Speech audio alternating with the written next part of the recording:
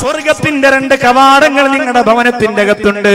അതിലൊന്ന് ഉമ്മയാണ്, മറ്റൊന്ന് വാപ്പയാണെന്ന് നബി മുഹമ്മദ് മുസ്തഫ സല്ലല്ലാഹു അലൈഹി വസല്ലം. ഇതേത് നാട്ടിലാണ് ഞാൻ പറയുന്നതെന്ന ബോധം എനിക്കുണ്ട്. ഇത് ഏത് ജില്ലയിലാണ് ഞാൻ പറയുന്നതെന്ന ബോധം എനിക്കുണ്ട്. 18 വയസ്സ് വരെ പോറ്റി വളർത്തിയ പ്രിയപ്പെട്ട സ്നേഹസമ്പന്നയായ ആ മാതാവിനെ ധിക്കരിച്ചുകൊണ്ട് ഇന്നലെ ഫേസ്ബുക്കിലൂടെ വാട്സപ്പിലൂടെ പരിചയപ്പെട്ട കാമുകന്റെ കൂടെ ഇറങ്ങി ഓടുന്ന ഈമാനില്ലാത്ത പെൺകുട്ടികൾ നമുക്കിടയിലുണ്ടെന്ന വിശ്വാസത്തോടു കൂടിയാ പറയുന്നത്.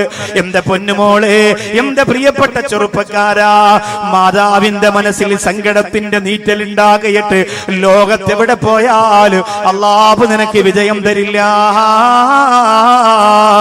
നിന്നെ വേദനയോടുകൂടി വളർത്തിക്കൊണ്ടുവന്ന പിതാവ്, നിന്റെ കൈവെള്ള പിടിച്ചുകൊണ്ട് നിന്നെ നടത്താൻ പഠിപ്പിച്ച പിതാവ്, നിനക്ക് ഭക്ഷണം തന്ന പ്രിയപ്പെട്ട പിതാവ്, ആ പ്രിയപ്പെട്ട പിതാവിന്റെ മനസ്സിനെ സങ്കടപ്പെടുത്തിയാൽ ലോകത്തിന്റെ ഏത് ഭാഗത്ത് പോയാലും എന്റെ പ്രിയപ്പെട്ടവരെ നമുക്ക് രക്ഷപ്പെടാൻ കഴിയില്ല. അതുകൊണ്ടാണ് അല്ലാഹുവിന്റെ റസൂൽ പറഞ്ഞത്, സ്വർഗത്തിന്റെ കവാടം നിന്റെ ഉമ്മയും വാപ്പയുമാണ്. എത്ര വളർന്നാലും, എത്ര ഉയർന്നാലും, എത്ര സ്ഥാനം നേടിയാലും, എത്ര സമ്പാദിച്ചാലും, എത്ര പുരോഗതിയുടെ പടവുകൾ ഒരു കിളിയെ പോലെ പറന്നകന്നു പോയാലും മാതാപിതാക്കളുടെ മനസ്സിൽ സങ്കടപ്പെടുത്തിയാൽ നിനക്ക് അല്ലാഹുവിന്റെ സ്വർഗത്തിൽ കടക്കാൻ കഴിയില്ല. ഇതൊരു ആണിനോടുള്ള പ്രഖ്യാപനമല്ല, ഇതൊരു പെണ്ണിനോട് മാത്രമുള്ള പ്രഖ്യാപനമല്ല, ഈ ഉമ്മത്തിന് മുഴുവനായിട്ടും അല്ലാഹു റബ്ബുൽ ഇസ്സത്ത് കൊടുക്കുന്ന പ്രഖ്യാപനമാണ്. ഇന്ന് മക്കളെ പ്രസവിച്ചിട്ട് നോക്കാൻ മക്കളില്ലാതെ വാർദ്ധക്യ സഹജമായ രോഗം കൊണ്ട് വിഷമിക്കുന്ന പ്രിയപ്പെട്ട ഉമ്മയും ഉപ്പയും വൃദ്ധസദനത്തിന്റെ അകത്ത് കഴിഞ്ഞുകൂടുകയാണ്. കണ്ണൂർ ജില്ലയിൽ ഒരു വൃദ്ധസദനം ഞാൻ കഴിഞ്ഞ കുറെ മാസങ്ങൾക്ക് മുമ്പ് കണ്ടതാണ്. അല്ലാഹുവേ, 10-40ഓളം വരുന്ന ഉമ്മമാരതിന്റെ അകത്ത് കഴിയുന്നുണ്ട്. 10-40ഓളം വരുന്ന ഉമ്മമാര് കഴിയുന്നുണ്ട്. ആ 40 ഉമ്മമാരിൽ 12 മക്കളെ പ്രസവിച്ച ഒരു ഉമ്മയുണ്ട്. 12 മക്കളെ പ്രസവിച്ച ഒരു ഉമ്മയുണ്ട്. അവരെ ഇന്ന് നോക്കുന്നത് വൃദ്ധസദനത്തിന്റെ സ്റ്റാഫാണ്. അവർക്ക് ഭക്ഷണം കൊടുക്കാൻ അവരെ കാലൊന്ന് വേദനിച്ചാൽ ആ കാലൊന്ന് തടവി കൊടുക്കുന്നത് പോലെ എന്റെ പ്രിയപ്പെട്ടവരെ, അല്ലാഹുവിന് വേണ്ടി ഖിദ്മത്തിന് വേണ്ടി ഇറങ്ങി തിരിച്ച പെൺകുട്ടികളാണെങ്കിൽ എന്തരിഞ്ഞാല് വന്ന് പ്രിയപ്പെട്ടവരോട് പറയുകയാ, ഹദിയ എന്ന് പേരിട്ടിരിക്കുന്ന ഈ മനോഹരമായ പ്രസ്ഥാനത്തിന്റെ മുമ്പിൽ മഴ വേടുന്ന വേഴാമ്പുകളെ പോലെ ആവേശത്തോടെ പഠിച്ചുകൂടിയ ഈ ജനസാഗരത്തിനോട് പറയുകയാണ്, മാതാപിതാക്കൾക്ക് വേണ്ടി നമ്മുടെ ജീവിതം നമ്മുടെ ഹദിയായി കൊടുക്കുക. അല്ലാഹു തൗഫീഖ് തരുമാറാകട്ടെ. നമ്മുടെ ഉമ്മാക്കും ഉപ്പാക്കും വേണ്ടി ഹദിയായി നമ്മുടെ ജീവിതം അങ്ങോട്ട് കൊടുക്കുക. അല്ലാഹു റബ്ബുൽ ഇസ്സത്ത് ഖബൂൽ ചെയ്യുമാറാകട്ടെ. എങ്കിലും നമുക്ക് സ്വർഗ്ഗം കിട്ടൂ. അൽ ജന്നത്തു തഹ്ത അഖ്ദാമിൽ ഉമ്മഹാത്ത്. അല്ലാഹു റബ്ബുൽ ഇസ്സത്ത് ഇവിടെ അബൂദാബിയിൽ നിന്ന് വന്ന പ്രിയപ്പെട്ടവരുടെ മാതാപിതാക്കൾക്ക് അല്ലാഹു സ്വർഗ്ഗം കൊടുത്ത് അനുഗ്രഹിക്കുമാറാകട്ടെ. അവരൊക്കെ മാതാപിതാക്കളെ വല്ലാതെ സ്നേഹിക്കുന്നവരാണ്. ഉമ്മയെയും ഉപ്പയെയും വല്ലാതെ സ്നേഹിക്കുന്നു. അവർ നാട്ടിൽ വന്ന് പള്ളി വെച്ചു കൊടുക്കുമ്പോൾ ഉമ്മയുടെ പേരെഴുതണമെന്ന് വാശി പിടിക്കുന്നത് ഉമ്മയോടുള്ള മഹബത്ത് കൊണ്ടാണ്, വാപ്പയോടുള്ള സ്നേഹം കൊണ്ടാണ്. നമ്മുടെ പ്രിയപ്പെട്ട ഉമ്മയെ കുറിച്ച് നിങ്ങളൊന്ന് ചിന്തിച്ചു. നമ്മുടെ ഉമ്മയുടെ മുഖവും ഉമ്മയുടെ മനസ്സും ഉമ്മയുടെ രൂപവും നമ്മുടെ മനസ്സിലേക്കൊന്ന് കൊണ്ടുവന്ന് എല്ലാവരും.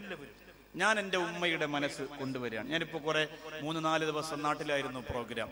അത് കഴിഞ്ഞിപ്പോ ഇവിടേക്ക് വരുമ്പോ എൻ്റെ പ്രിയപ്പെട്ട ഉമ്മ യാത്ര ചോദിച്ചു ദ്വാരം നിങ്ങളോട് പറഞ്ഞു വിടുമ്പോ ആ ഉമ്മയുടെ വീടിന്റെ മുമ്പിലിരുന്ന ഉമ്മയുടെ മുഖം എന്റെ മനസ്സിൽ ഞാൻ കൊണ്ടുവരികയാണ്. നിങ്ങളെല്ലാവരും നിങ്ങളുടെ ഉമ്മയുടെ മുഖം മനസ്സിലേക്ക് കൊണ്ടുവന്ന് എല്ലാ സഹോദരങ്ങളും, ഇതൊരു പ്രസംഗം കേൾക്കുന്ന പോലെ ആവരുത്, നിങ്ങൾ കൊണ്ടുവരണം നിങ്ങളുടെ ഉമ്മയെ.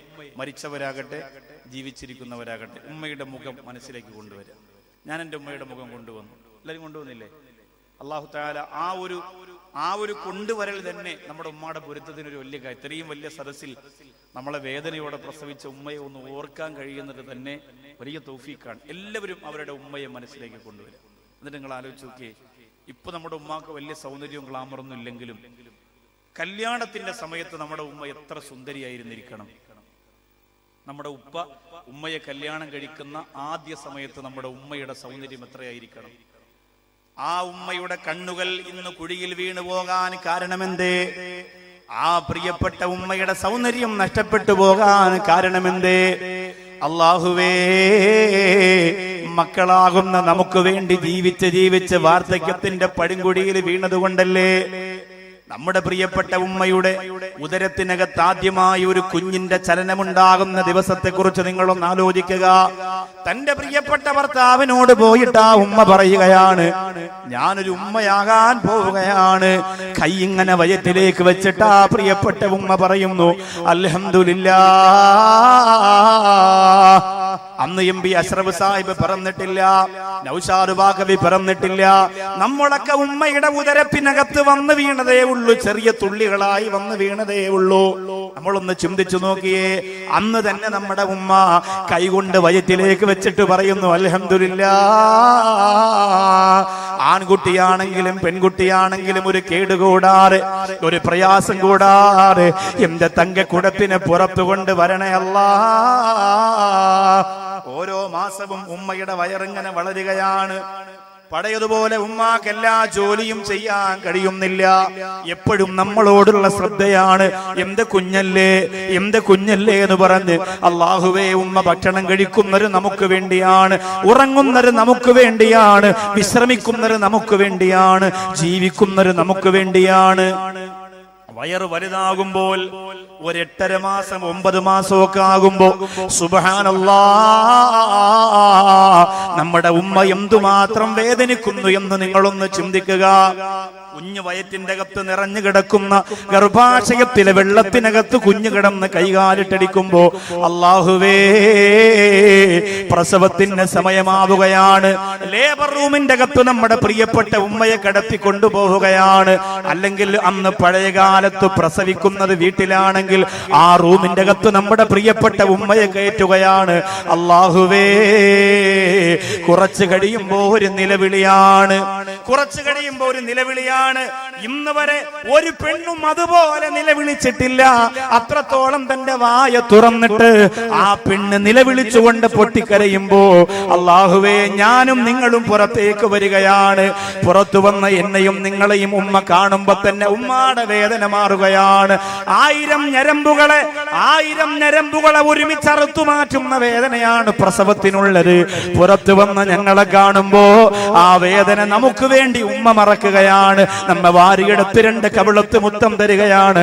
അല്ലാഹുവേ, തൊണ്ട വരണ്ടുണങ്ങി പൊട്ടിക്കരയുന്ന നമ്മുടെ ചുണ്ടുകളകത്തിയിട്ട് പ്രിയപ്പെട്ട ഉമ്മമാരിടത്തിലെ പനിനീരിനേക്കാൾ മധുരമുള്ള ആ മാരിടത്തിലെ അമ്മിഞ്ഞപ്പാല് നമ്മുടെ തൊണ്ടയിലേക്ക് തരികയാണ്.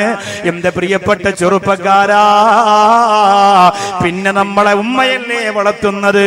ഉമ്മ എന്നാണ് നമ്മൾ ആദ്യം വിളിച്ചത്. ചെറുപ്പക്കാരാ, ഇന്ന് നിനക്ക് ഉമ്മയെ വേണ്ട, ഇന്ന് നിനക്ക് വാപ്പയെ വേണ്ട.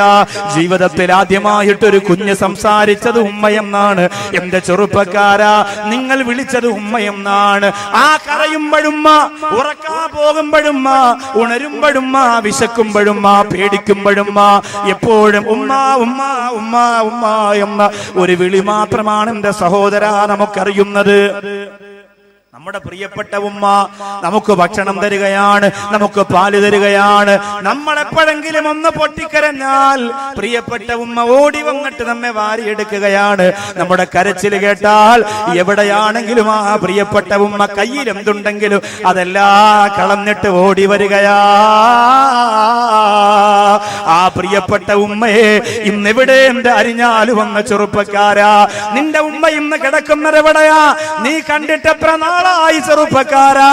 നിന്റെ സഹധർമ്മിണിയുമൊത്ത് ബേക്കൽ കോട്ടയിൽ കറങ്ങി നടക്കുമ്പോ, നിന്റെ സഹധർമ്മിണിയുമൊത്ത് കാസർഗോഡ് മംഗലാപുരം ബീച്ചില് ഒട്ടകത്തിന്റെ പുറത്തിരുന്നു കൊണ്ട് ഫോട്ടോ എടുക്കുമ്പോ, നിന്റെ സഹധർമ്മിയുമൊത്ത് ഷാജഹാൻ മുംതാസിന് സമർപ്പിച്ചു പോയ പ്രണയ കുടീരമാകുന്ന താജ്മഹലിന്റെ മുമ്പ് പോയി സെൽഫി എടുക്കുമ്പോ, നിന്റെ പ്രിയപ്പെട്ടവളെയും മക്കളെയും കൊണ്ട് ബുർജ് ഖലീഫയിൽ പോയി ഉല്ലസിക്കുമ്പോ, എന്റെ പ്രിയപ്പെട്ട ചെറുപ്പക്കാരാ, ഞാൻ ഈ പറഞ്ഞ നിന്റെ ഉമ്മ എവിടെയാണ്? ഞാൻ ഈ പറഞ്ഞ നിന്റെ മാതാവ് എവിടെയാണ്? ഒന്നാലോചിച്ചു നോക്ക് പെങ്ങളെ. ഒരു പെൺകുട്ടിയാണ് പിറന്നു വീണെന്നറിഞ്ഞപ്പോ കരഞ്ഞുകൊണ്ട് എന്റെ മോക്ക് നല്ലൊരു ജീവിതം കൊടുക്കണേ അല്ലാ, എന്റെ മോക്ക് നല്ലൊരു ജീവിതം കൊടുക്കണേ അല്ലാ എന്ന് കരഞ്ഞുകൊണ്ട് ജീവിച്ച ഉമ്മ എവിടെയാണ്? ഇവിടെ നമ്മുടെ ഉമ്മ. ആലോചിച്ചോക്കെ, ഇന്ന് എത്ര ദിവസമായി നമ്മുടെ ഉമ്മയെ നമ്മളൊന്ന് കണ്ടിട്ട്. ഇനി മരിച്ചുപോയവരാണെങ്കിൽ എത്ര നാളായി ഒരു ഫാത്തിഹ. ആകെ പ്രതീക്ഷ നമ്മളല്ലേ ഉള്ളൂ നമ്മുടെ ഉമ്മാക്ക്. ആരെന്നെ മറന്നാലും എന്റെ മോൻ എന്നെ മറക്കൂല, എന്റെ മോൾ എന്നെ മറക്കൂല, ഞാൻ അവൾക്ക് അതൊക്കെ കൊടുത്തവളാണ് എന്ന് പറയുന്ന പ്രിയപ്പെട്ട ഉമ്മ ഖബറിന്റെ അകത്ത് കാത്തിരിപ്പ് തുടങ്ങിയിട്ട് നാളുകൾ എത്രയായി. ഉമ്മ എവിടെ ഇരിക്കട്ടെ, വാപ്പയെ കുറിച്ചൊന്ന് ആലോചിച്ച് നോക്കി. വാപ്പയെ കുറിച്ച് എന്റെ ഉപ്പയുടെ മുഖം. പരിശുദ്ധ റമദാൻ 17-ാം രാവ് വെള്ളിയാഴ്ച പ്രഭാതം 9 മണിക്ക് പുഞ്ചിരിക്കുന്ന മുഖത്തോടുകൂടി എന്റെ പ്രിയപ്പെട്ട ഉപ്പ മരണപ്പെട്ടു പോയി. ആ പ്രിയപ്പെട്ട ഉപ്പയെ ഞാൻ ചിന്തിക്കുന്നു. MB മൂസ സാഹിബ് എന്ന നിങ്ങളുടെ മനോമുഖരത്തിനകത്ത് സ്നേഹത്തിന്റെ 1000 താജ്മഹൽ ഒരുമിച്ച് പണിഞ്ഞ MB അഷ്റഫ് സാഹിബിന്റെ ഉപ്പയെ അദ്ദേഹം ചിന്തിക്കുന്നു. ഇവിടെ ഇരിക്കുന്ന ബഷീർ സാഹിബിന്റെ ഉപ്പയെ അദ്ദേഹം പിന്നെ ചിന്തിക്കുന്നു. അതുപോലെ തന്നെ ബഷീർ ഡാട്ട് അദ്ദേഹത്തിന്റെ ഉപ്പയെ ചിന്തിക്കുന്നു. നമ്മളെല്ലാവരും നമ്മുടെ പ്രിയപ്പെട്ട ഉപ്പമാരെ മനസ്സിൽ ഒന്ന് ചിന്തിച്ചു നോക്കി. നടക്കൂലേ?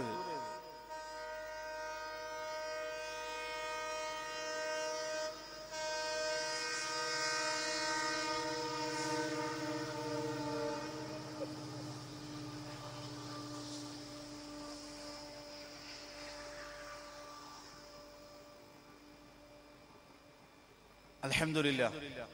അപ്പോ പ്രിയപ്പെട്ട ഉപ്പയെ നമ്മളൊന്ന് ചിന്തിച്ചു നോക്കി. നമ്മുടെ ഉപ്പയെ നമ്മളൊന്ന് ആലോചിച്ച് നോക്കി. ഞാൻ എന്റെ ഉപ്പയെ കുറിച്ച് ആലോചിക്കുകയാണ്.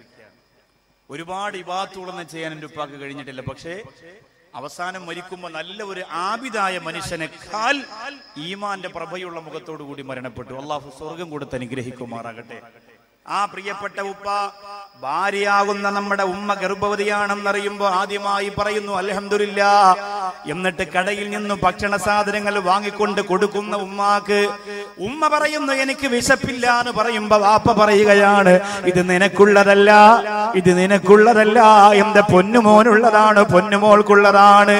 പ്രിയപ്പെട്ട ഉമ്മാക്ക് ഭക്ഷണം കൊടുക്കുന്നു, ഉമ്മാക്ക് മരുന്ന് കൊടുക്കുന്നു, ഉമ്മയെ കൊണ്ടുപോകുന്നു, ഉമ്മയോടൊത്ത് ചികിത്സക്ക് വേണ്ടി സർവ്വസ്ഥലത്തും പോകുന്നു, ഉമ്മാക്ക് പണം ചെലവഴിക്കുന്നു, ഉമ്മയുടെ സർവ്വകാര്യങ്ങൾക്ക് വേണ്ടിയും. പ്രിയപ്പെട്ട വാപ്പ അല്ലാഹുവേ സമയം ചെലവഴിക്കുന്ന നമ്മൾ പിറന്നു വീഴുമ്പോഴോ ഹോസ്പിറ്റലും ദഗത്തളത്ത് വന്ന് നിങ്ങളുടെ പ്രിയപ്പെട്ട ഉമ്മയുടെ മുഖത്തൊന്ന് നോക്കിയിട്ട് ഞങ്ങളെ വാരിയെടുത്ത് കവിളത്ത് മുത്തം വെച്ചിട്ട് വാപ്പ പറയുകയാണ് ഇനി എന്റെ ജീവിതം ഈ പൊന്നുമോന് വേണ്ടിയുള്ളതാ, ഇനി എന്റെ ജീവിതം ഈ പൊന്നുമോന് വേണ്ടിയുള്ളതാണ്.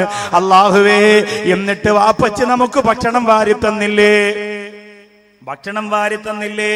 വാപ്പ കടയിൽ പോയി വരുമ്പോ, കാസർഗോഡ് ജോലിക്ക് പോയി വരുമ്പോ, കാഞ്ഞങ്ങാട് ജോലിക്ക് പോയി വരുമ്പോ, നീലേശ്വരത്ത് ജോലിക്ക് പോയി വരുമ്പോ വീടിന്റെ മുറ്റത്ത് നമ്മൾ ആരും ഉറങ്ങാതെ കാത്തിരിക്കുകയാണ്.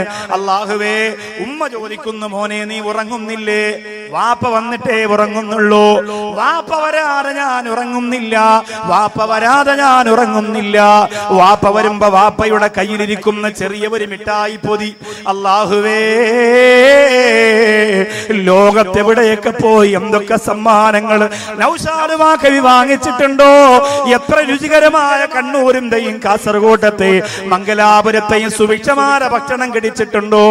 എന്റെ വാപ്പ പൊതിഞ്ഞുകൊണ്ടുവന്ന കടയുടെ പലഹാരത്തിന്റെ രുചിയോളം അതിന് ഞാൻ വില കൊടുത്തിട്ടില്ല എന്ന് എന്റെ പ്രിയപ്പെട്ടവരെ ഈ സദസ്സിനെ സാക്ഷി നിർത്തി പറയുമ്പോ എന്റെ അരിഞ്ഞാല് വന്ന സഹോദരങ്ങളെ, വാപ്പ കൊണ്ടുവന്ന മിഠായിയുടെ രുചി നിങ്ങൾ ഇത്ര പെട്ടെന്ന് മറന്നുപോയോ?